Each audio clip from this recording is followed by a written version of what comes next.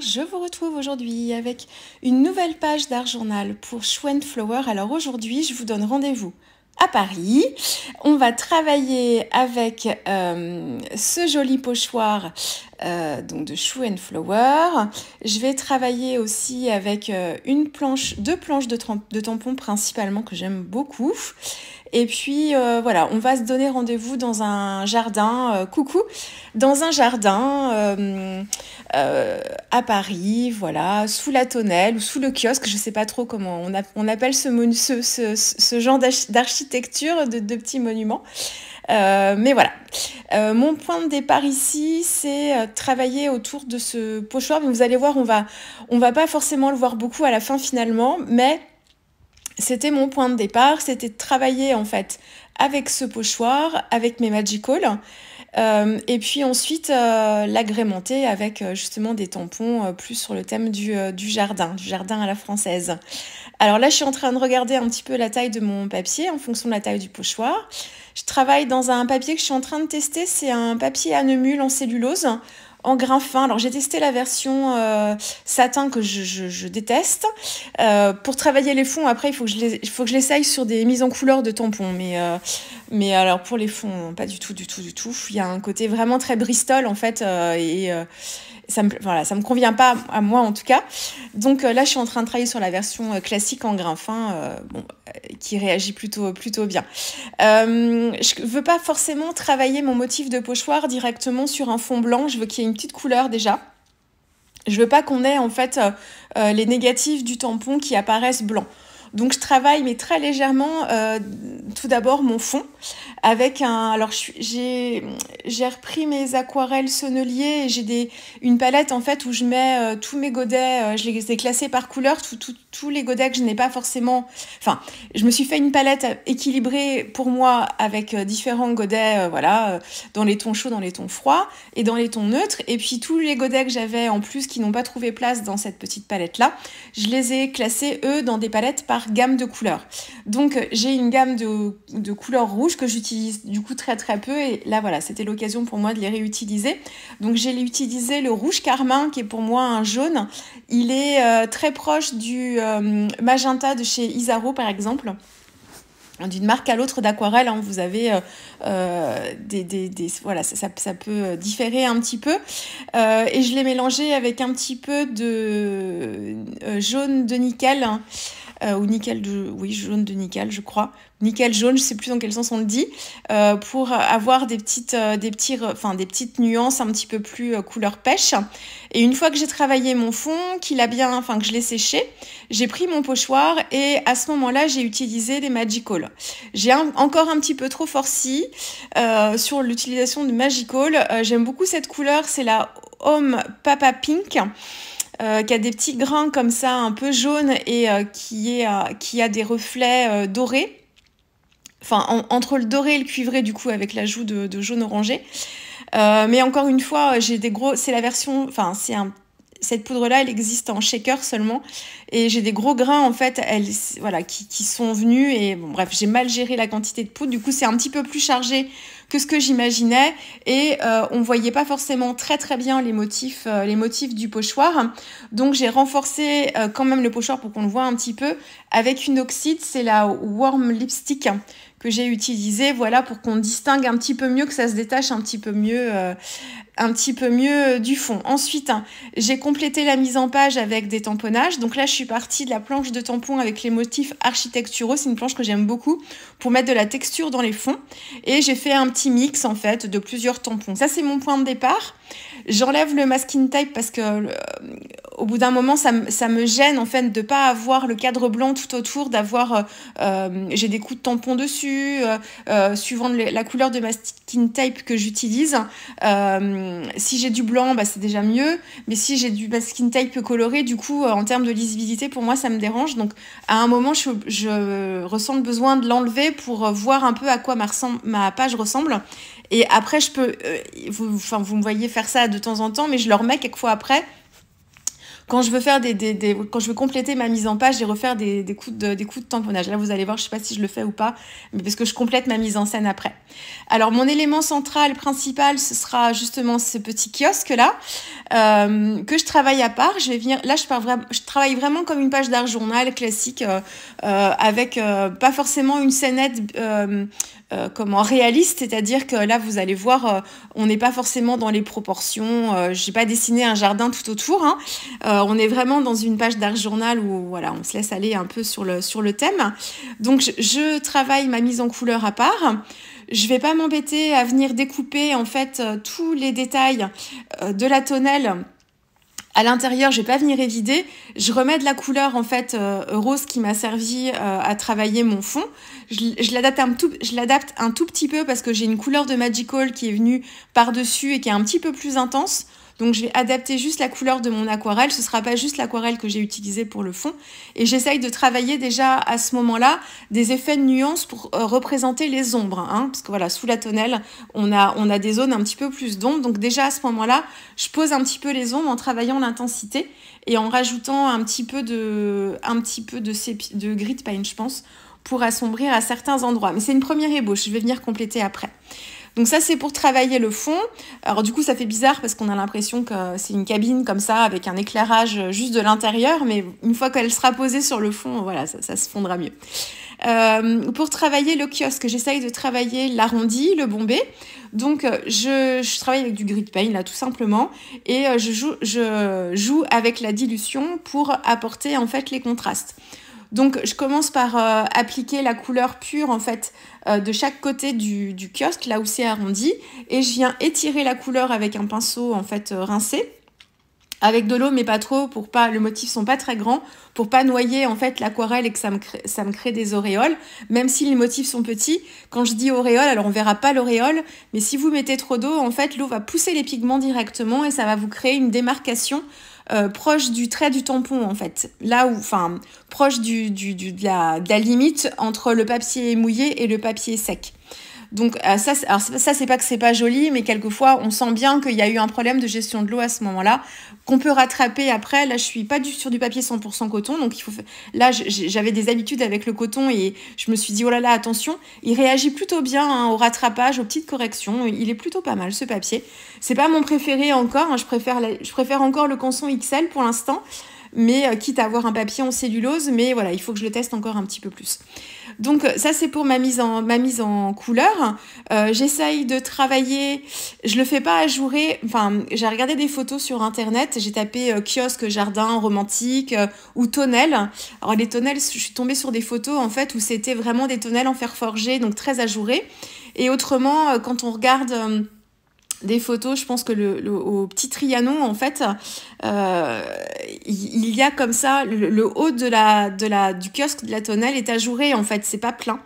Moi j'ai décidé de le faire un petit peu comme un kiosque avec un toit de zinc et je suis venue travailler en fait le creux à chaque fois en haut. Vous voyez, il y a l'armature et je suis venue travailler le creux en utilisant une couleur un petit peu plus diluée, un petit peu plus clair.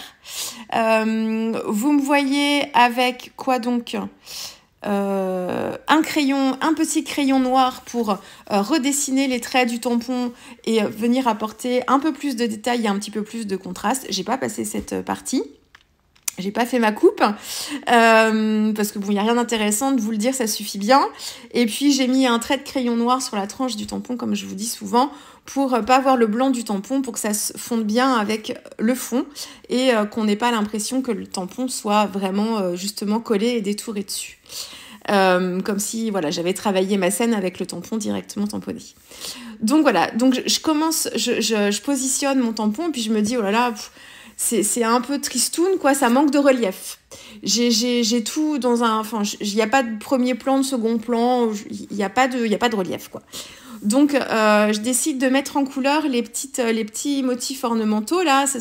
Moi je trouve que ça ressemble un petit peu à des fleurs de lys. Je sais pas, vous me direz si c'est ça, ce motif là d'architecture, et je décide en fait de les rehausser pour qu'elle se détache de mon fond en fait. Donc là je suis sur du ton sur ton, alors ça je le fais très souvent, vous avez l'habitude. Donc je pars sur les mêmes couleurs que pour mon fond, mais je vais travailler en superposition avec une couleur un tout petit peu plus intense.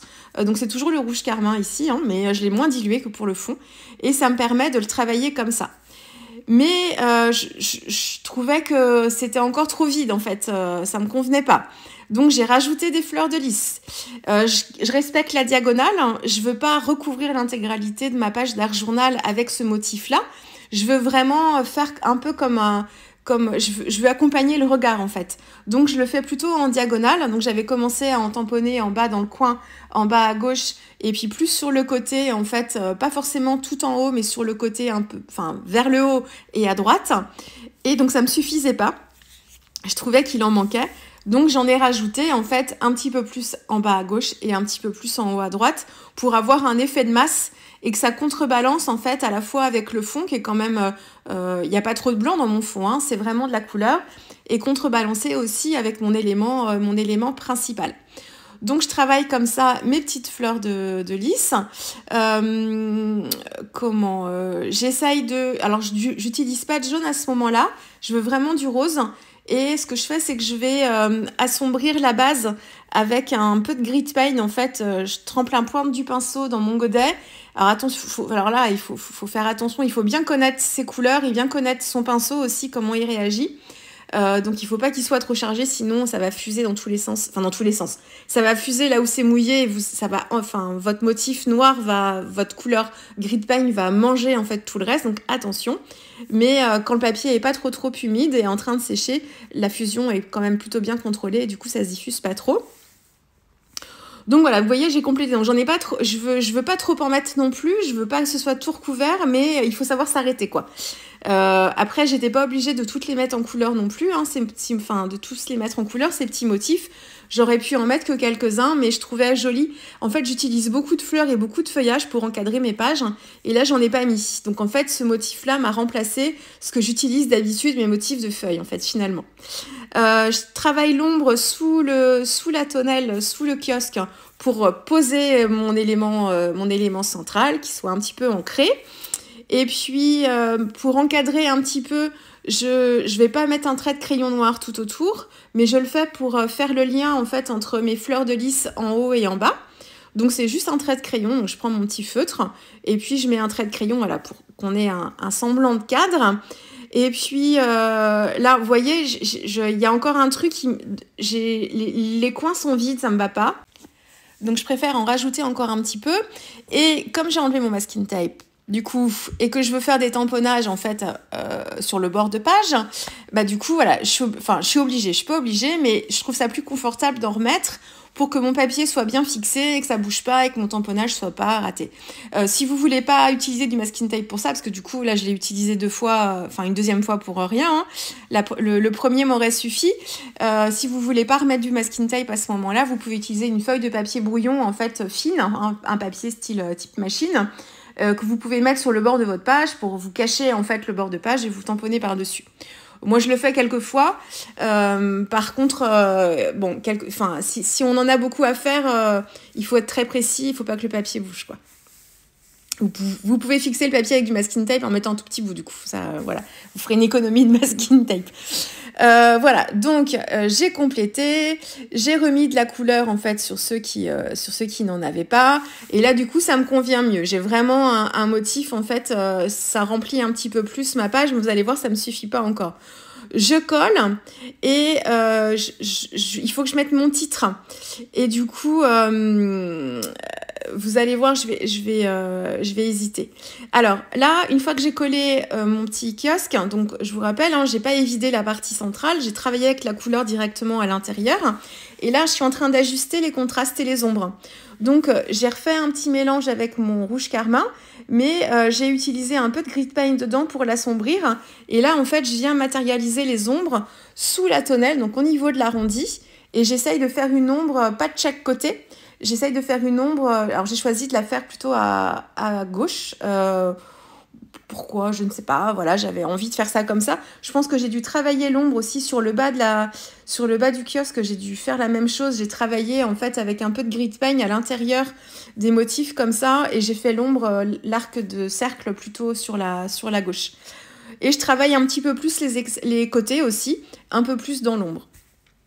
Voilà, c'est pas un travail de, comment dire, je cherche pas à faire quelque chose de de très réaliste non plus.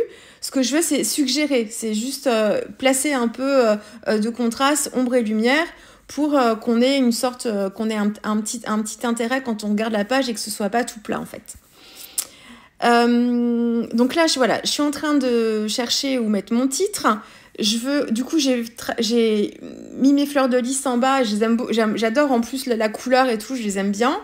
Et en fait, maintenant, je suis embêtée parce que il me faut un titre et en fait, à la limite, si j'en avais pas mis, ça m'aurait manqué. Mais je trouvais la page jolie comme ça, mais il manquait en fait. Il manquait vraiment un texte en fait. D'autant que là, c'est pas vivant en fait. Comment c'est pas vivant? J'ai un monument, c'est assez froid. Et en fait, souvent, ce qui donne de la vie, c'est quand on ajoute des personnages, que ce soit des animaux, voilà, ou des personnes. Et du coup, si je mets pas de titre, je sais pas comment vous expliquer ça autrement, mais il manque quelque chose, encore une fois, en termes d'atmosphère. C'est pas en termes d'équilibre, là, c'est vraiment en termes d'atmosphère. Donc, je décide de tamponner le mot rendez-vous sur une chute de papier.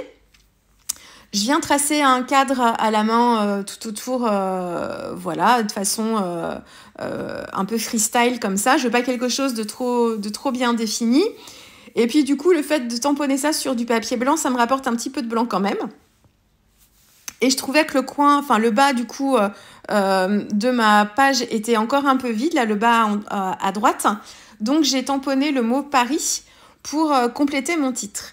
Et du coup, j'étais bancale là, à ce moment-là, parce que j'ai mon titre central, j'ai le mot Paris sur le côté en bas à droite, et puis en haut à gauche, du coup, j'ai rien. Donc, pour équilibrer l'ensemble, j'ai rajouté un peu de texture à mon fond, en utilisant un motif en fait de briquettes, qui est pas bien, qui est un petit peu aléatoire aussi. Il est pas rectiligne, hein. Il est pas bien symétrique. Donc ça me permet de compléter mon fond un petit peu et d'agrémenter la partie en haut à gauche qui était un peu vidée. Du coup, en faisant ça, ça m'a permis de rééquilibrer en fait mon titre en bas à droite. Bon, je sais pas si je suis claire. Pour moi, dans mon esprit, je vous dis, j'y réfléchis pas quand je le fais. C'est un ressenti que j'ai. Et là, j'essaye de vous expliquer pourquoi j'ai ce ressenti-là. Mais voilà, c'est assez... c'est difficile à vous expliquer ça. Alors, je voulais pas laisser les bords tout droits de ma page d'art journal, là. Et en faisant ça, je prends à chaque fois un risque, hein, parce que quand je mets mon masking tape, je mesure pas, je le fais à l'œil en fait, je vois en gros, voilà. Par contre, quand je coupe après les bords de mon papier avec le massicot, il faut que ce soit là le fait d'avoir un bord dentelé ou ciselé, ça révèle en fait les lignes pas droites.